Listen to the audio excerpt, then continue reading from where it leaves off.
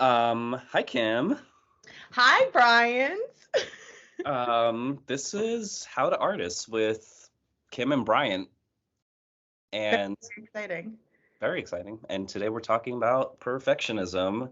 Perfectionism, the dreaded word of every artist. Yeah, and the dreaded fate that kind of like keeps us shackled from doing most things. I could speak for myself of how perfectionism has stopped me from a lot of things, and probably still till this day. And it's kind of like, how do you find ways to deal with it? How do you overcome it? What is perfectionism? Is being perfect even possible? We'll talk about it. Yeah, I mean, no, it's not. We can answer that one right now. But yeah, I mean, it's the dreaded word of every artist because art by nature is supposed to be flawed, right? It's supposed to be human and flawed, and we find perfect as audience members, we find perfect, our version of quote unquote perfect, in a flawed piece of art, and it's really not up to us to decide if it's perfect or not. But that doesn't like stop us from this unhealthy habit of like, I need it to be perfect to put it out there, because the world is a very mean place and we want to protect ourselves. So um but it does, as you mentioned, hold us back. So we just have to figure out ways to overcome it, and ways to be okay with being flawed, and not only our art, but us as people. Because in our society, it's kind of like, people are influencers and things, and we like associate the person with the art a lot more. Um, but yeah, we're going to go over all that and hopefully find ways to deal with it, and not let it stop us from like living the life we want to live. And kind of a question that's now popping up, and I can go first since it's Yeah. popping up on my brain, is like, what is something that you're self-conscious about in terms of perfectionism, and it, like, how has it held you back? And one thing I think about for myself is like, so this was before acting training and all that stuff, and even sometimes just like growing up, my voice can get very monotone. So I always get very self-conscious of like, am I talking like a zombie? I probably am, but just like that was one thing of just like, this audition sounds dumb or whatever, and I kind of just like drive myself crazy. But that's part of like, everybody, the way they move their body, the way they sound, the way they do things, like that's what makes everybody unique. But it's crazy that we like hyper focus on that little thing. Yeah, it's always like no one's thinking about things as much as you are. Like everyone's worried about themselves. So I don't think you're a monotone person, especially when you like come to life and we're talking and whatever. You're like a very animated and goofy person. Yeah. So I've never thought of you in that way, but I understand you're like, this is the thing that I've either been told or experienced about myself, and we like hang on to that. And it becomes like almost an identity that we have, like I'm this type of person. And flaws can be comforting, weirdly, where you're like, this is who I am, and that's known, so I'm going to hang on to that, when really overcoming that and just being like, yeah, I'm a flawed person, but I'm not going to latch onto this identity, is scarier, if that Yeah. makes any sense. No, for sure. And I know, I mean, perfectionism is hard. Like, perfectionism has definitely held me back in so many ways. Like, I didn't want to post, like, I'm not a person that is like, I want to be an influencer. Like, I want to be an actor and a writer, but in LA, I've met so many people that are like, post stuff online. You have to post stuff online if you want to be successful in this industry. You need followers, you need whatever. And I was just like, yeah, but the internet's mean. And they're like, if you want to be an actor or writer, you're going to have to get over that. Yeah. So it was just one of those things where I was just like, fine, I'm just going to post a bunch of random stuff and see what happens. And I was actually, it's funny because I was talking to my mom the other day about it, and I was telling her I made this video about pickles, and like, I don't know if you say it went viral, I don't know if it got that many views, but it got like an insane amount of views that I'm used to. And um I was just talking to my mom about it, and she was like, get ready because you're going to get your first mean comment soon. And I was like, well, that probably means that I'm progressing, like I'm moving forward. Yeah. So I was like, then I'll look at it as a good thing when that happens. So Yeah. like reframing things can also be helpful as well. That helped. Right. Like, I got my first hater. I got my first hater, exactly. And like who knows what happens? Maybe I'll definitely post more videos, but like, if I get a writing job, that's gonna stop. But like, it's just like who knows what the future will hold. So it's just like just go for it, Yeah. and stop worrying about every little detail. Um, So how has perfectionism affected you? Like, do you have any examples? Yeah, it stops me from doing everything. Like I not posting the videos, not approaching potential friendships or romantic relationships because I'm like, oh, I'm not pretty enough or smart enough or interesting enough or funny enough or whatever. Not like so many things. Like there have been periods in my life where I felt like I wasn't really living because I felt like I didn't deserve it because I wasn't perfect. So like it's actually impacted me like pretty strongly. Yeah. Um, and it's something I work with my therapist. But like, is there any big opportunities or anything that you can think of specifically that you're like, this is, or maybe even just a habit that you have? Um, Sometimes, which is something I've gotten over during time of I can be very rigid, as a fellow Virgo. I can be very oriented with like calendars or whatever, and I overbook myself in at this time I'm doing this and this for 15 minutes and this for 15 minutes and like the little goals that you have throughout the day and then balance with work. And I basically like overbook my schedule with all the things I want to do and leave no room for flexibility. And then if I don't hit those goals, or if I don't hit all the things that I want to do, it goes beyond like acting stuff. It could be just like personal stuff. Then I'll just stop it all and I'll just give up and nope, we're not doing this anymore because I didn't fulfill that promise with myself, which is insane. Like I'm not a robot, but you get into a mindset of like this is what feels comfortable for me, of just like planning ahead and ahead and ahead. Yeah. So what stops you in those moments? Is it like you feel like you failed? Or is it like I didn't fulfill what I wanted to do to myself and I can't deal with those emotions? Like what is it that stops you from just pushing forward anyway? I think a combination of both of what you said, and also like after, because we're artists and we have to find ways to still supplement ourselves. And after working like a 40-hour work week, do I want to look at a script? Do I want to do all that stuff? No, Netflix sounds better than just like hanging Mhm. out or sleeping. And that we're in an industry where it doesn't come to you. It just doesn't like get handed to you, and you have to kind of push past those obstacles. Um, I don't want to call it complacency, but I'm working all the time, and it's kind of just like I want to take a moment for myself, and then maybe an hour becomes 2 hours and 3 hours, or whatever the case may be. But I think I'm getting better with the idea of like even an hour a week, even 15 minutes a day, whatever the case may be, that's still pushing yourself forward than not doing it at all.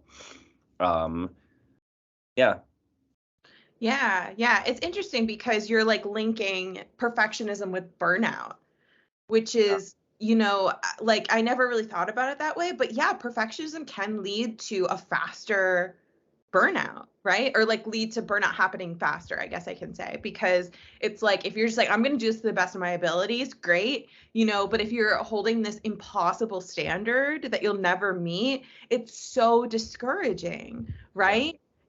So that's really interesting. I've never thought about it that way. And it's interesting that you mention Virgo because I'm a Cancer and I deal with perfectionism as well, but it's in a way of like rejection based, which we talked about in the previous podcast of how to handle rejection. But it's just like, I know I'm going to get rejected because I'm not perfect. And rejection is like one of the worst things apparently for a Cancer, because it's like I put myself into it, and then you seek validation from outside people. So you're like, if I'm not perfect, then this person might not validate me, in which case my self-worth is less, which is like so silly, right? But it's true. So it's like, if this person doesn't, if HBO doesn't want my show, then I must not be a good writer. If this guy doesn't want to go out, then I must not be a valuable partner. If this person doesn't want to be my friend, then I must not be that interesting or that caring or whatever. Yeah. So it's like, it's based in that, validation. Like, if I'm not perfect, I don't deserve these things. And it's funny of like it's similar to things that we've talked about, of like seeking validation from outside sources. Yeah. And I think like for validation for like, am I on the right track, or am I getting better as an artist is one thing, but then solely seeking validation for like, I'm not good enough for this, that's a whole other thing of you could drive yourself crazy. And I when we started talking at the beginning of like embracing your flaws, think of your favorite artists in any medium, like they're heavily flawed and they eventually just embraced everything, and we love them because of their flaws. And it's crazy because they probably get self-conscious of it. Yeah, it's funny because when you were saying that, I was thinking of George Carlin. And he's one of my favorite comedians, but he started, I don't know if a lot of people know this or not, but he started as like this like straight-laced guy. Like his hair was done differently, and he was just like very like, for lack of a better term, like straight edge, wholesome comedian. And it just, obviously that's not who he is. That's not authentic. And instead he kind of gave up this like really put together person for this like messy, observational, passionate person. And that's when he started to skyrocket and became the George Carlin that we all know and love. So like, that's such a good example of embracing the messiness and being like authentic. And maybe that's where you can defeat perfectionism, is authenticity, because you're like, if it's messy, at least it's me, because like, how terrible would it be if you get rejected from, you put on this like face of somebody else, and it's going to be messy anyway because no one's perfect, and then you get rejected and you're like, oh, I became this whole other person that didn't even work. So yeah, maybe authenticity is the cure. I think it definitely is the cure, and we often tell ourselves it's not other times, of just like, sometimes you want to be put together. For me, again, the robot thing of like, I want to be as put together and as perfect, whatever that means, as possible. And that doesn't lend into personality or like getting to know somebody for who they are and all that stuff, because we're all not perfect at the end of the day. We all have our own shit going on. Yeah. Yeah, it's interesting because I actually have a weird question for you. So has perfectionism like helped you in any way? Because I look at you and I'm like, oh my God, Bryant is so organized. You've pushed me so much where I'm like lagging, and you're like, no, Kim, we're gonna do this podcast, And I look at you as like, wow, he's so organized. He's so put together. He follows through on what he says he's going to do. So do you feel like it benefits you at all? Or is it all like, you're like, no, that aspect? I think in the sense of like organizing to a T, that like me pre-planning ahead of time, of like, I need to do all these things and I have to organize it and lists or whatever. But I think too much of anything is bad, and I go overboard with it. So it's like the over planning, and like I was saying, of like planning every single thing out to the T, where it's impossible to do that and not leaving room for flexibility. Opposite of that, like I don't know if you consider yourself a very organized person or not, but I feel like the fluidity of like just we're both creative beings, but I feel like you have this like freedom to yourself and just like bouncing off ideas, and that is something I'm trying to embrace more of. Like it can't always be one way or another. Like you have to kind of like free flow and figure things out. Grass is always greener. Yeah, literally. Literally. If you're telling me with our powers combined, we'd be the We're perfect creative. we're a super person. Yeah. I mean, weirdly, like we are very different, but make a good team. So I feel like that is saying a lot there. Like too much of anything is a bad thing. No, we're very different, but we're also the same, and we're a mess. So We're a mess. We're very goofy. Yeah. Yeah. That's true. We're the different, but we are the same. Um, so we also want to talk about like finding ways into being creative without the pressure of results, because I feel like results is where the perfectionism comes in, right? It's like you're focusing on, okay, I need HBO to pick up my show, right? Which is like a vision board type thing for me. So instead of focusing on, okay, I need HBO to pick up this show, how can I be the creative person to create a show that's fun and unique and different and shows a piece of humanity and is only something that I can make? yeah. So are there any things that you found like just ways into being creative? Because you just talked about how you're like, I want to be more free flowing. Like, have you ever been able to access that, or is that still something that you're working towards? I think a lot of it comes from pushing myself out of my comfort zone in Hmm. terms of trying something new that I haven't done, even if, and we might have talked about this last time, of trying something new that I haven't done before, or even like you hear it from teachers all the time of just like get a room of creatives in the same place and just like have a workshop or a salon and do all this and it's things we hear all the time, but it's so true of just like working with other people and feeding off other energies and just like being a creative person, and that kind of like helps with not having pressure of it being judged so critically, and it's all just like ideas based, and it kind of lessens the blow when you do get to that bigger place, I would hope, of just like I've done this, I've worked with other people, it's not just like me in my head and this one thing that has to be this way. Yeah, yeah, I think that that helps a lot. Like especially the comfort zone thing is hard, so It's hard. so hard. It's so hard, but it's so important. And there's so many ways to get out of the or get into, sorry, the just being creative and just like letting things free flow, or like like I look at it as like a channel like to the universe, like where it just opens up, because a lot of ideas that I have, especially the good ones, I feel like they don't come from me, like they're given to me.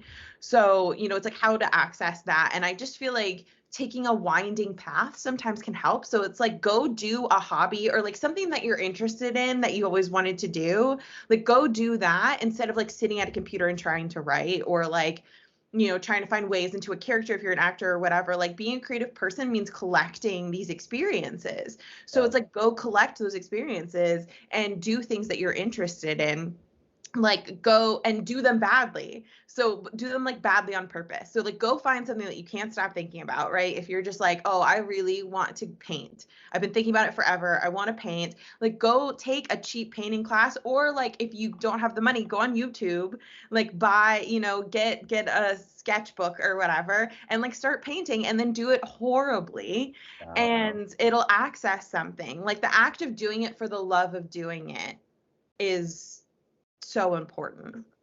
Can I ask you, and You're you're scared gonna love right my now. answer for Oh this. my God. Can I ask you what is if have you ever done anything that was like nothing related to what you wanted to do and you just like sucked so badly at it?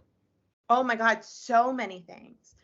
Um, during the pandemic, I decided, because I'd been wanting to do it forever, I decided to skateboard. Okay. There's videos of me like skateboarding in my driveway. It was horrible. It was horrible. I bought all the pads, the knee pads, elbow pad. I have like a picture that I can show you, videos I can show you. Um, and I decided to skateboard. And there's a reason why you skateboard as a child, because you have no fear. You feel like you're immortal. I I know too much now. So I was just like, I could easily die, like easily just pass away as I'm doing this. So I was just too scared like to do much with it. Like I wouldn't even like just free form just skate. Like I always had to be like, no, this is too fast. It was terrible. So I have all my skating stuff just in my closet, and I won't ever do it, even though I feel like I would really love it. What Well, about you?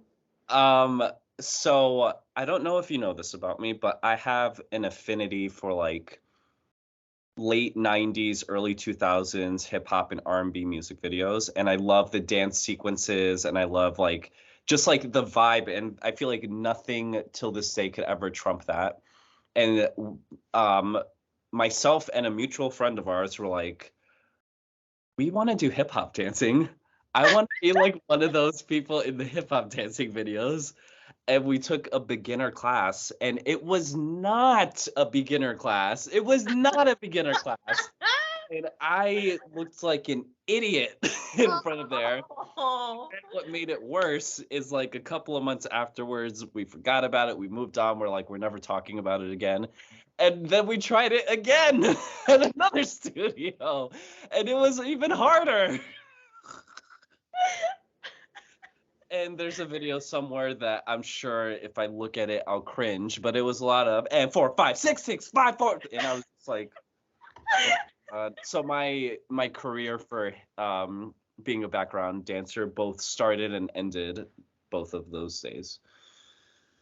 That's beautiful. I actually did ballet for like 15 years as in my childhood, and I was horrible at it. But I loved it. So I didn't really care too much. And I did a dance class in New York before the pandemic, and it was terrible. But I do want to get back to it. Dancing's just one of those things, like where you're just like you look so stupid until you don't. Yeah.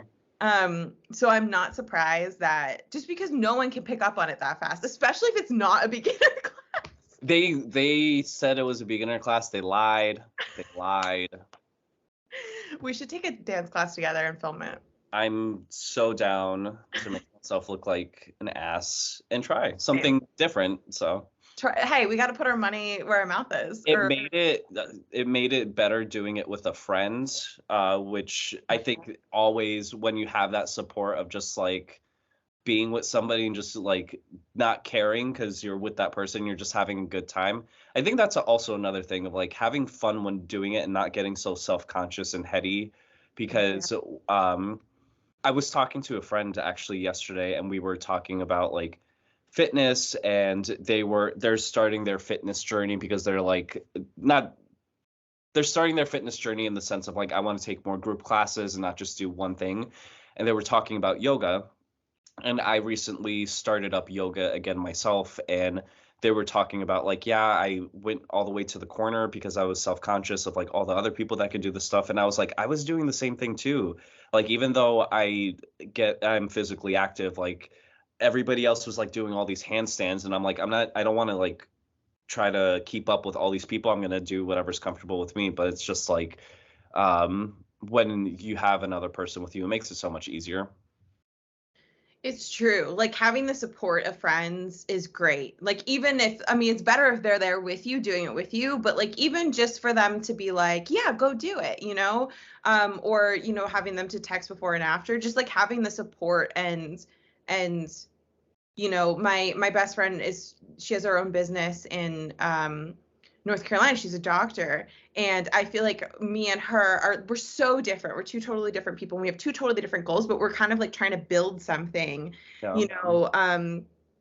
And it's kind of nice talking to her, and just I went to go visit her. I kind of saw her life out there, and it was just like it was really cool to just see like yeah she's doing it, like she's really doing this thing. And we'll talk to each other about like I'm struggling with this, I feel like I'm failing, I feel like I don't have the approval of this person or whatever. And it's just like yeah, everyone's just trying to build something really cool in their lives, and having a friend to talk about it with, I feel like makes all the difference, even if they're not there with you. Yeah. So, Um, how do you embrace it? How do you embrace being messy? Does it get to like you've done it for so long and you're just like, this is it, we're doing it, or is there something that you tell yourself, or like how do you like in this day and age embrace it? this one's hard. I feel like this one's the hardest one for me because I don't like being messy, and I don't like that feeling. And I definitely, like, I posted videos that were a little messy. I put, things like, so I'm like trying to combat against it. But I think in grad school was particularly hard for me. I went to grad school for screenwriting, and you have a deadline and you submit your work, and then the whole class reads it, the professor reads it, and then they all do a feedback session. And it's just one of those things where I'm just like, I hated it because I was like, I want more time. I want it to be like exactly what I want it to be before I give it to you. And a classmate had said to me one time, he was like, I don't want to name his name because I didn't ask him Yeah. if I could say it, but he said, yeah, he's like, I get so frustrated when people are like, oh, this thing is wrong with it, when I know going into it that's wrong. He's like, I didn't have enough time to fix it, or I don't know how to fix it. And it's like, oh, you just have to embrace that people are gonna think the wrong thing about you, or not think that you're good this particular week, or not, like, it's just kind of like letting go of other people's opinions and being like, this is the best I could do this week. Yeah. And some weeks are going to be great. One week, one of my professors was like, "Oh wow, you like worked really hard this week. This looks really good." And then other weeks, I've literally had people be like, "What are you doing?" Yeah. Um, so I think it's just like, this is the best that I have for Yeah. right now. What And about you? Oh, sorry, ahead. no, to add on to that, I was gonna say, and that comes with like the consistency thing of like you just have to keep going because it like eventually, even if we're at the top of our game, whenever that point comes, it's still gonna be like with bigger stakes, there's bigger problems, and there's always gonna be something that you're judging. Yeah. Uh, so I think that never goes away. For me, I think it like I just I kind of have a talk to myself and I'm just like, yeah, this is what it is. Before it used to be soul crushing when I would get feedback from like going to an audition and they would have me change it this way or give me a whole bunch of notes or not say anything. And I always think of like all the what ifs. But I go in there, I smile, I do my best or whatever, and I'm like, okay, thank you so much for your time. And I don't think about it. And I think with auditioning for myself, it's like nothing is guaranteed. And it's crazy because I remember there was a very specific moment that there was a day I had two auditions. One of the auditions, I had to do a monologue and I did it. And then after I left, I was like, that was so fucking bad or whatever. Moved on, went to the next audition. I did a fairly decent job. And then the role I ended up booking was the one for the monologue that I thought I did so bad in. With like the irony of it. Right, right. It's like, that's happened to me before too, where like someone will work with you for like an hour in the room and you're like, they loved me. You'll never hear from them again. And Yeah. then I had another audition where they cut me off in the middle of the monologue and I booked it. Yeah. Yeah, but I mean, that goes along with the thing of like, it's not yours to judge, right? They saw something in you that might have not been up to your standard, but was exactly their standard. Or maybe you being nervous and feeling flawed or whatever was good for that particular character or whatever it may be. It's a really interesting story though. But like, what kind of paths do you like to go down to I mean, failure is just one of the worst things ever, I think, especially public failure, because we're performing artists, so public failure is so necessary. But it's like, failure is so important because it keeps you from standing still, right? Like, it's progress. Failure is progress. Even though it feels like you're taking 5 steps back, you're actually taking steps forward. So like, what kind of things do you feel like you do to like push through the failure instead of kind of like crawling back in that hole of doing nothing? Ooh. Um, I mean, it varies from time to time because sometimes it could be like, again, I've done other acting workshops and it's kind of just like if I don't get favorable feedback, sometimes it's easier just to be like, okay, whatever. Like I had like Right. that happened, brush it out. I at least did the thing. And kind of like over time you build up that tough skin of just like, okay, we're doing it. It wasn't the best, but that's okay.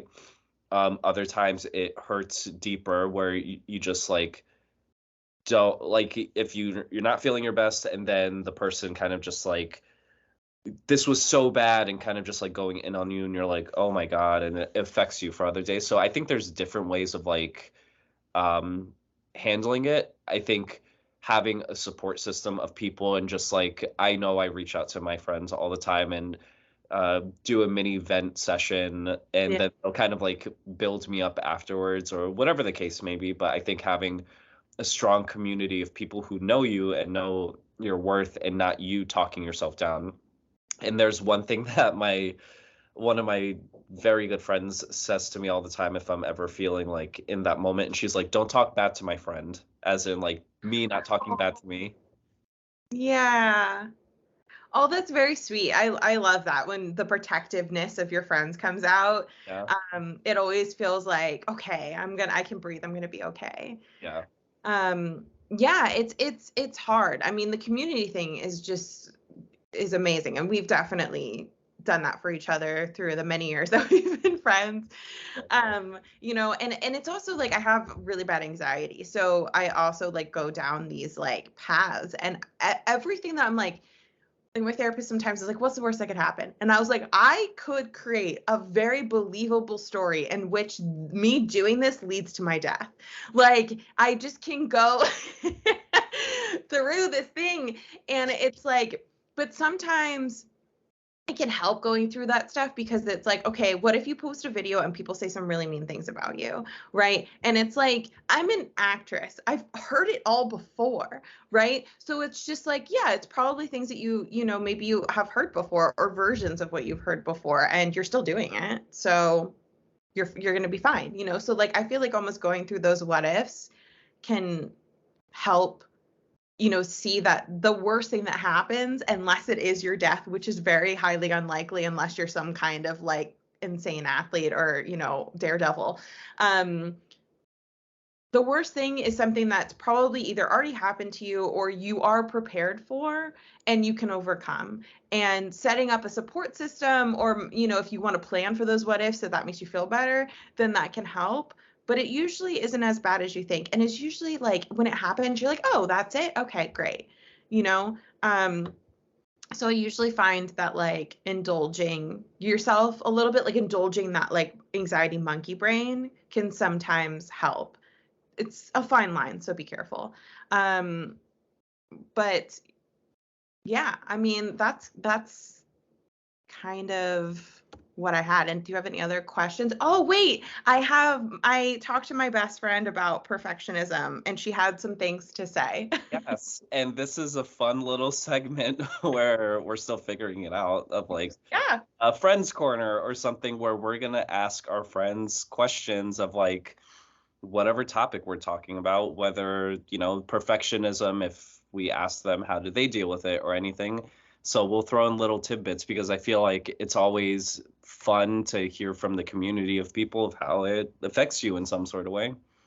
Yeah, yeah. I mean, we're talking about messy, and I feel like it's weird to talk about it as we're like actively doing it. Like I feel like us doing this podcast is a little bit messy and I'm like, I'm 100%. gonna let Bryant down. I'm gonna let myself down. This is gonna be terrible. People will be And like, what are they thinking? You and know? same exact way, but I think that goes hand in hand with like just do it. And it's you're gonna and there's a meme I'm sure or a quote online where it's like your first script is gonna be shit. The first Yeah, yeah.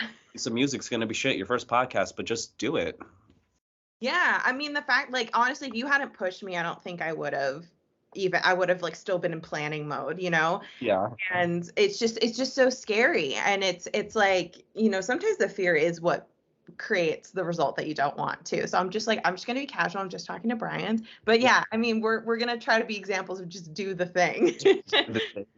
Just do the thing. So I asked my best friend, she was the one that I mentioned with the practice in North Carolina, and she's in Asheville. And I asked her, like, how do you deal with perfectionism? And I know she struggles with it because we've known each other since high school. I know her pretty well. And then she said, I'm Asian. Of course I struggle with it.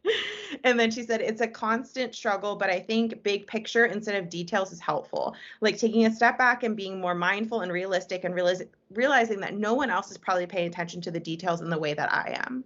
And I was like, that is so true. Like, no one cares as much as you do. Yeah. And, she'll send me like, what about this logo or this logo? And they're like very similar. And like, I'll give her opinions and that stuff matters. But I'm just like, if you're a good doctor, that stuff matters more. And she is.